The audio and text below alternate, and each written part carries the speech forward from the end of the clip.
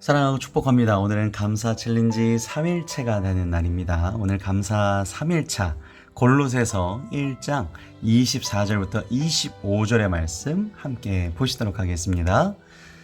나는 이제 너희를 위하여 받는 괴로움을 기뻐하고 그리스도의 남은 고난을 그의 몸된 교회를 위하여 내 육체를 채우노라.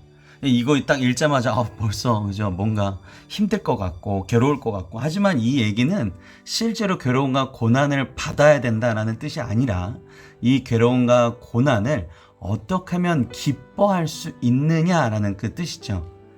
그 기뻐할 수 있는 유일한 비결이 나옵니다. 그것이 바로 오늘의 주제인 교회라는 것입니다. 교회라는 것은 어떠한 곳이냐? 교회는 하나님의 뜻을 따르는 사람들이 모여있는 곳이죠. 그런데 그 뜻을 따라 살다 보면 우리가 흔히 그런 얘기하죠. 착하게 살면 손해본다. 손해봅니다. 손해볼 수밖에 없죠. 악한 사람은 자기의 것을 생각하지만 착한 사람들, 즉 하나님의 성품을 닮아가려 하는 사람들은 타인을 더 높여주죠. 그걸 우리가 존중, 배려 이렇게 얘기합니다. 그러니까 손해를 보는 거죠.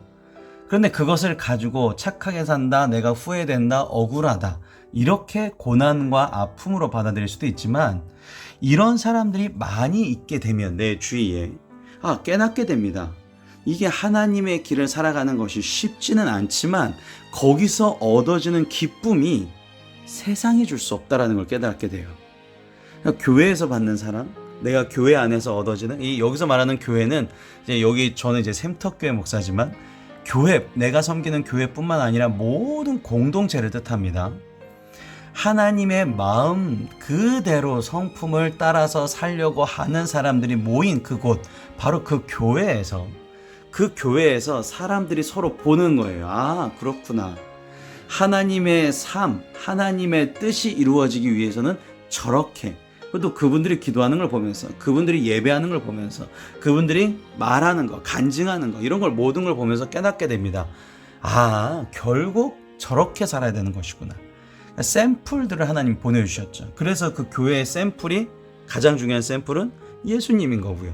그 예수님의 뜻에 따라서 사는 사람들이 모인 곳이 교회이고요. 그래서 교회는 하나님이 주신 탤런트, 그것을 잘 발휘할 수 있게끔 도와주는 곳입니다. 누구를 보고 도와줘야 되겠다, 섬겨야겠다 라는 것을 직접적으로 가르쳐주고 알려주고 보여주는 곳이라는 것이죠. 그래서 우리가 그냥 가만히 집에서 영상으로 예배만 본다고 믿음이 생기는 것이 아니라 이것을 공부했으면 행동을 해야 이게 내 것이 되거든요. 그래야지만 그 사람이 하나님이 쓰시는 사람이 되는 것이거든요. 이게 굉장히 중요한 일인 거죠. 감사 챌린지 3일차는 교회에 대한 주제입니다.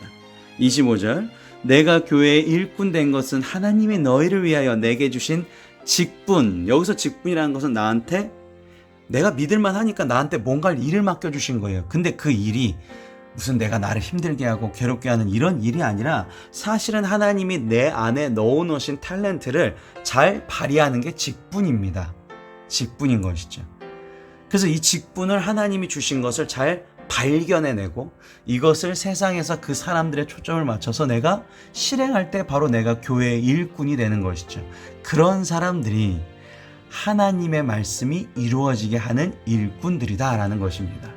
그래서 우리가 교회라는 것을 보고 감사해야 된다는 뜻은, 내가 오늘도 하나님의 주신 은사, 즉 탤런트를 내가 이렇게 발견할 수 있고 그것을 가지고 누구를 위해 기도해 줄 수 있고, 이것을 내가 깨닫는 게 감사라는 것이죠. 세상 사람들은요, 세상 기준에 맞춰서 그게 없으면 어떡하지?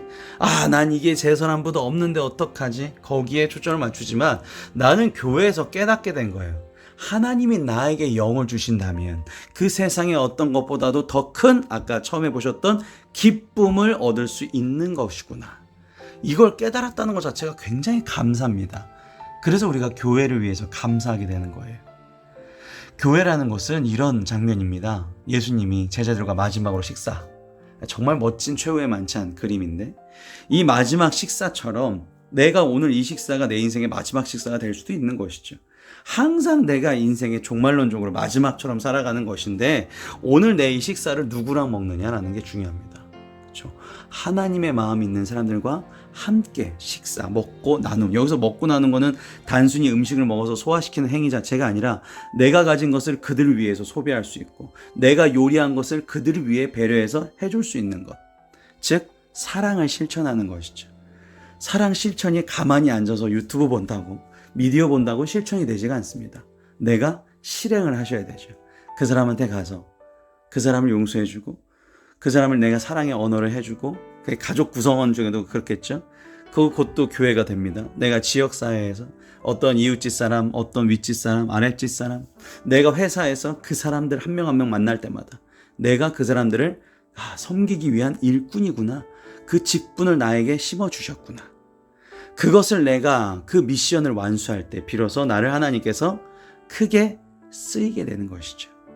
그래서 우리 바울의 고백이 또 골로새서 1장 3절에 나오죠. 우리가 너희를 위하여 기도할 때에 하나님 곧 우리 주 예수 그리스도 아버지께 감사하노라.